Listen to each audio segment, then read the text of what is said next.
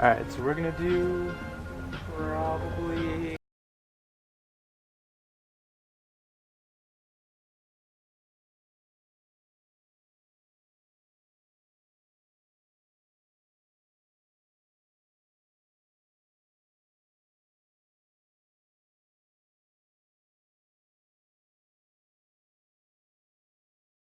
red ale and amber ale, which I'm not a fan of the hoppiness, so that's why I'm doing a combination of the two.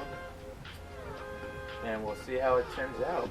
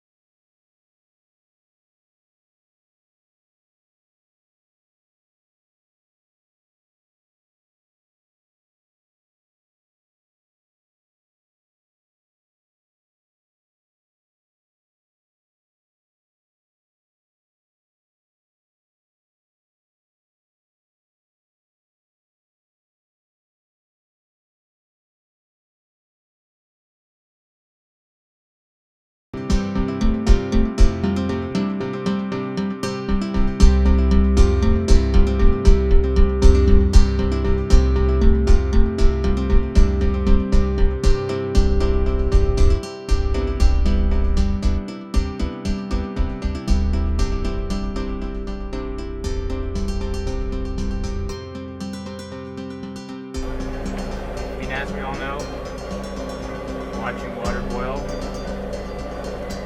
not fun. So in saying that, we will spare the details when it comes to editing and fast forward it.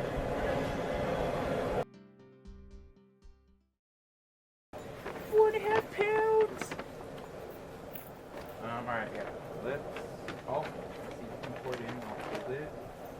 Okay. Pour it in. Just pour it. Hard to say if it's all hit. Yeah, I don't think it will.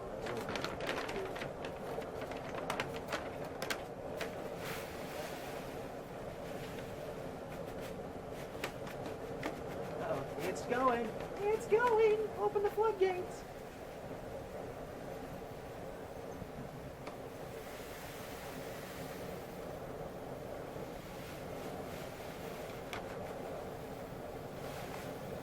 Maybe we'll hold it off.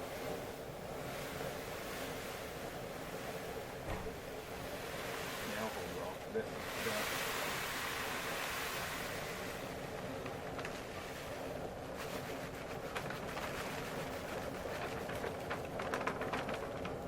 Hopefully give it a Oh, yeah. Cleaned it out pretty good. You could totally just tie a knot with that. Alright. 4.5 pounds of grain. Gonna throw in the boil soon. And we start making beer. I'm gonna throw it. Can I throw it from the other side of the yard? Yeah. Going for that NBA scholarship, man. Grain time. Alright. So once we got all the grains in the steeping bag, which if you get 4.5 pounds, you definitely need a steeping bag, not just your little cotton bags or muslin bags. Excellent. So then, Moist. yeah, a lot of moisture. Make sure to not burn yourself on this part, because you could. So we're going to add the grains. The temperature is around 80 or so Celsius. Oh, it didn't even say excuse me after it farted. And then we're going to take our sanitized wand. You kind of like just move it around so it doesn't scorch the bottom. As you can see, all the grain and sugars are already starting to slowly break down, which is what we want. It smells amazing, by the way, already. We're just gonna keep moving it around. We're gonna You want it to set around 30 minutes for the grain, just to break down like all the sugar and also to cool down the water, the wort. You want to keep moving it around just to make sure, like I said, it doesn't burn at the bottom.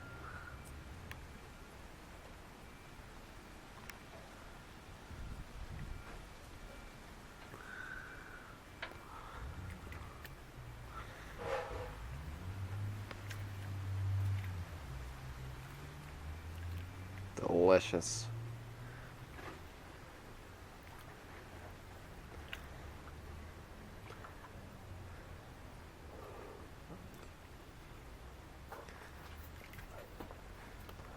Look at that color. Yeah, as you can already see, it's starting to turn like a dark amber color, which is exactly what I wanted it to do. How long does it need to steep? We're gonna let it steep for around 30 minutes or so, which gives me, oh, and I forgot to introduce my friend Coral, What up? another home brewer and wine aficionado. Go check out the winery, San Pascual Winery. It's in La Mesa, still in San Diego County. You got it. Yep, still in San Diego County. All right, go check it out. And then, so I will make you wine. You show up, I make a fresh wine for you. All right. so we're also gonna do some quick and dirty hard cider. Oh yeah. And we'll be doing that right now. We already have the yeast and everything, so we will go do that right now. Back in the kitchen, we are after waiting for the berries to, or not the berries, the grain to steep. So we got 30 minutes to kill. So we are essentially gonna do some experimental, super cheap, super dirty, or dirty way of doing hard cider. So we got 4 gallons of organic apple juice from Sprouts, and my friend got some huckleberries from Oregon, and he's using a little bit of, you know, priming sugar, what the standard brewery uses to bottle condition. It doesn't take much. See, 2 more bottles, and after that, once everything is all done,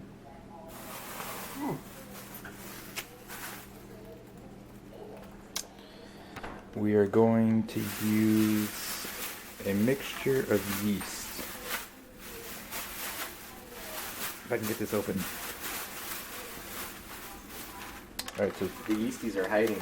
yeah. So we can use the classic sap cider, which my friend recommended me to use, which is just a straight cider yeast. But also, it's not hops. Also, we're gonna combine it, or not combine, we're gonna split the batch also with the White Labs California Ale yeast, just to give it like a little bit of experiment, because we used that in our brown ale last time, and it's a pretty like sturdy yeast that can handle temperatures from like 60 to 80. Yeah. Yeah, like 60 to 80 degrees in fermenting. So we will see how that turns out. It should be good. And in a couple weeks, we'll have hard cider. I don't think we're gonna bottle condition this. We'll just put it in the fridge and call it a day. Nice flat cider be good. We're gonna have 1 batch with huckleberry. Ooh. I can't wait. I'm feeling all mad scientisty right now. We're just cooking down the huckleberries to more of a, I guess, syrup. Yeah, add a little bit of corn sugar and then a little bit of the fermentable juice that's going to go right back in the jug. Just to heat them up, add a little bit more sugar, break down the walls and the cells and the skin of the berries. I was about to say the grape skins. Like, Almost grapes. I'm not at work. But I've turned the flame off, gonna let it cool now before it goes right back in the fermenter. We're gonna do whole berry fermentation. Alright, so we're back here doing cider, as you can see. So we're using the sap cider, and we're also doing a little experiment using the White Labs California Ale Yeast 001. Good stuff. I mean, worked great in our brown ales, so we will see how it works in the cider. I don't know. We'll see. Get back in 3 weeks on that. Alright, so we're going to do half the California ale yeast in one of the apple juices, and then the other half in the other one. Add a little bit more corn sugar to this guy right here. So Yeah, the last one. And then with the sap cider, we're going to do the same thing, half and half. Experimental. Thank All you, sir. you.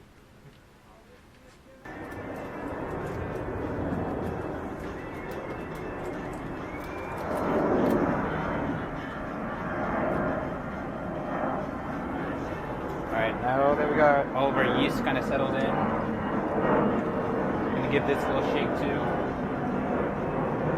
after sanitizing the caps.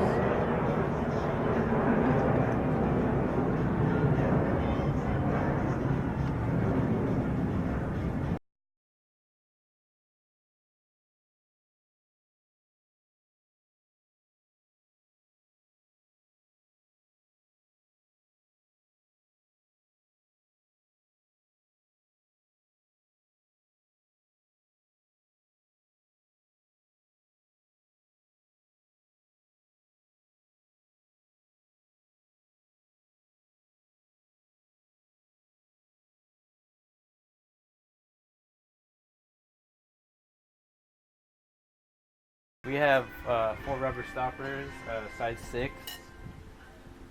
They've been sitting in sanitized solution. So these, Yep. Thank you, sir. they're just put in. Give it a good little squish down. Now they're all too wet. I'm gonna need to dry these bad boys off. Let's think of this week. Now back to beer. Remember to always sanitize whatever, especially at this stage. Like, you really want to sanitize because everything that comes into contact at this point is potential a hazard, even though we're outside. But you know. So anyways, like I said, always want to sanitize stuff that's going to come into contact. Me personally, at this point, just wear gloves. You don't have to, but you can if you want to sanitize that as well.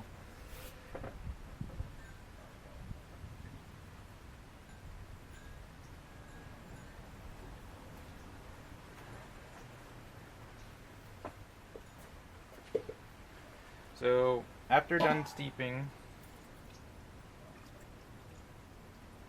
I already know this is cool down enough to touch, otherwise that'd be a dumb move. But anyways, so after I sanitize my gloves,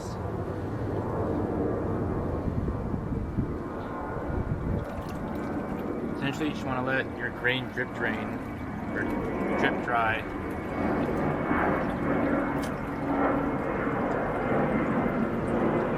Because grain does retain a lot of water.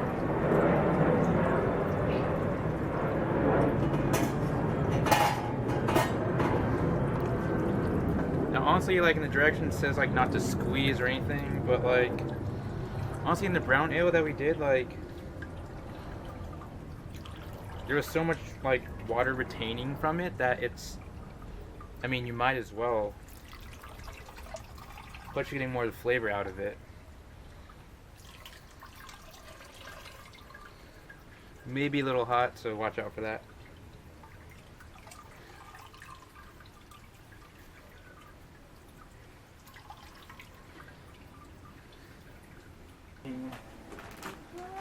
Our malt extract, golden kind, and also, well, add another 3 pounds of this. Also as well, we have a little bit of amber malt left over from the brown ale that I'm also going to include. It's like maybe 1/4 pound, but gotta make sure you stir it all the way in.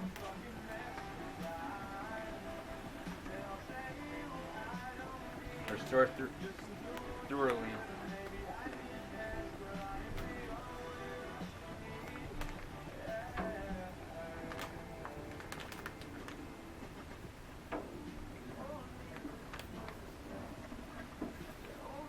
Mostly because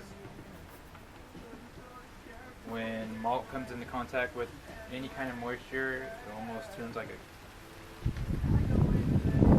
concrete. You're like sticks to itself.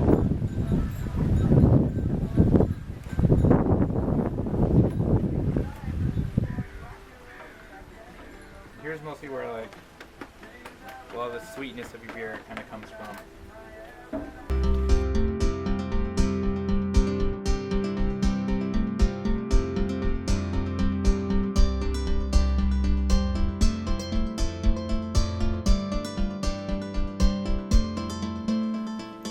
So after letting everything cool, finally gonna pitch these, the 001 California Ale yeast.